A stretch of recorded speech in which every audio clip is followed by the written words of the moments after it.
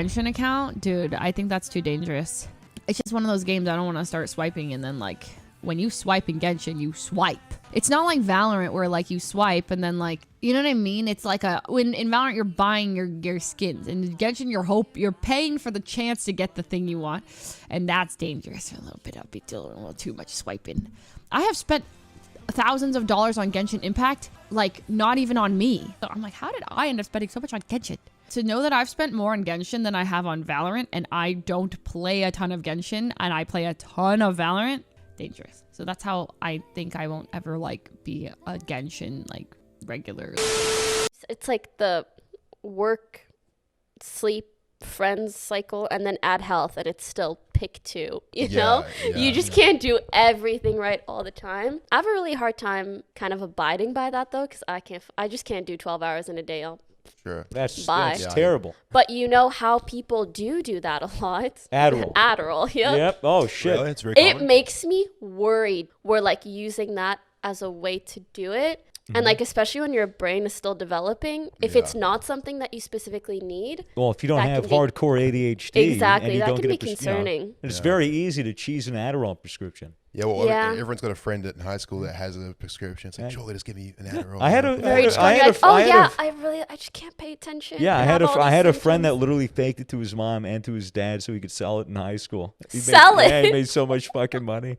Oh my God. Well, my concern is that the kids, like, they start taking Adderall casually, and then when they're off it, they feel like they can't need do it, anything. And then they're like, they self-diagnose themselves with ADHD because they're like dependent on Adderall, and it's like, I'll just self-medicate myself some more. Like, I have ADHD. I'll do Adderall. Like, yeah, Adderall is tough. I've never taken Adderall. I've never taken an upper in general. I just worry. Uppers? It's like there's Adderall, there's Vyvanse, there's Ritalin.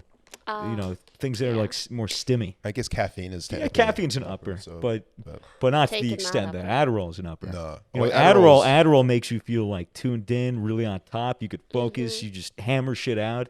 It's Dude, I know study people drug. that have had like heart problems because they take Adderall and they don't need it. Yeah, like, really? Yeah, no, it's fucked. You know, it's the study drug in college. People take it all the time. People just passing it around, and you know, many times.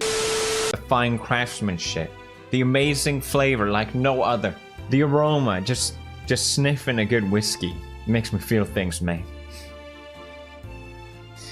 I'm never drinking again. No, if someone offers me a glass, I'll drink it. But me alone in a bottle, I realize that's not a good combination. I used to drink whiskey every single day, and I realized I was getting addicted when I was trying to cut down on it. And just how difficult that was. This was back in late 2017, early 2018. I thought, you know, I enjoy drinking, nothing wrong with that.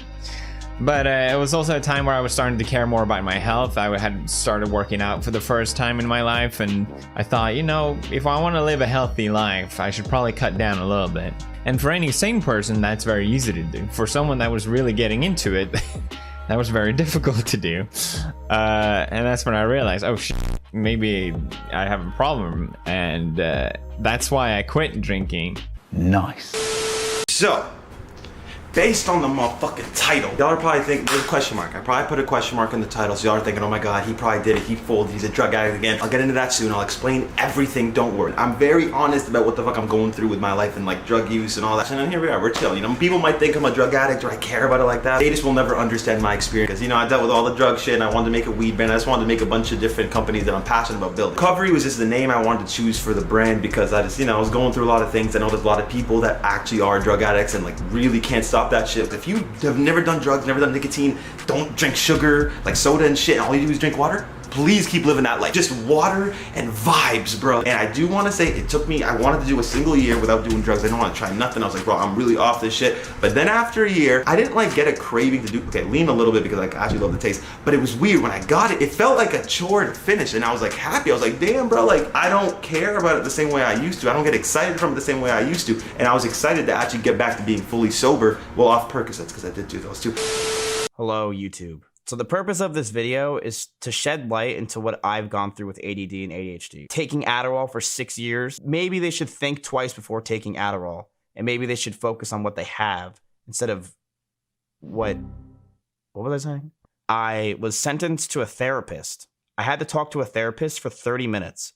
And like 5 minutes into the interview, the dude just pretty much told me to shut up. And he gave me a big piece of paper or like a packet.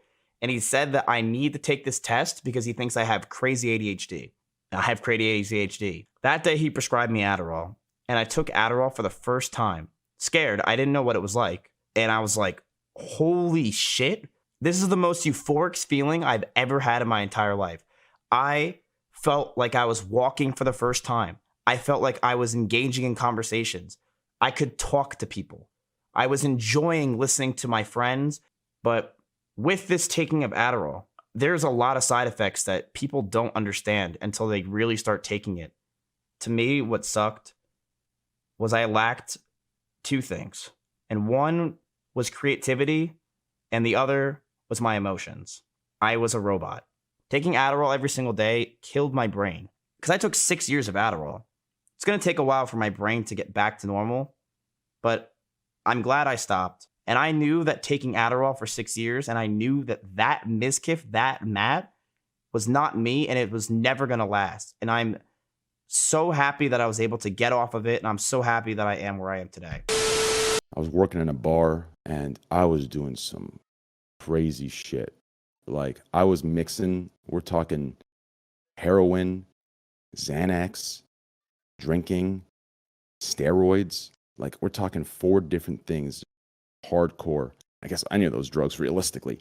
All that mixing and fucking around. I ended up having a psychotic break. It was called acute psychosis. It was a temporary psychosis for 2.5 months. It was hell. There's a moment when you're kind of like lucid dreaming asleep, but like you don't actually know that you're asleep yet, right? You think you're actually awake. There's a moment where you're in a nightmare, and at the precipice of the nightmare, there is this just pure feeling of terror and evil in the pit of your stomach, right? You just want to escape. You want to run. You're praying that this is a dream. You want to wake up. That feeling was my state of mind. It was my constant state of mind for 2.5 months. After I stopped using drugs or hard drugs like that, like heroin and stuff like that, like meth, after I stopped like entirely, I actually went back and helped some of my old friends that were addicted. And, you know, obviously I tried to get them to a psychologist, you know, after I finally got them out of their denial.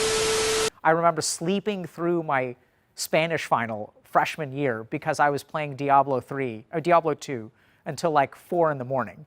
And I remember like my alarm going off at 7:30 that I have a final in an hour. And I just like turned off my alarm and went back to sleep and then like failed Spanish because I just fucking slept through the final. That is a problem, right? That's when your gaming is a problem. So it's not about whether you're a video game addict or not. And we will talk a little bit about, you know, how do you decide if your gaming is a problem? How do you decide if you're an addict? My understanding is that video game addiction is different because there are a lot of people I've worked with who used to have really problematic gaming who still enjoy playing games but are doing fine in life now. You know, it's not about whether you're an addict or not. I think where we need to start is to help you guys understand why you play video games in the first place and what function video games serve for you so that you can get understanding around your gaming, and by gaining understanding, eventually get control over this person that you are. And by getting control over yourself, my hope is that you can move in the direction that you want to and stop being a problematic gamer and start being a healthy gamer.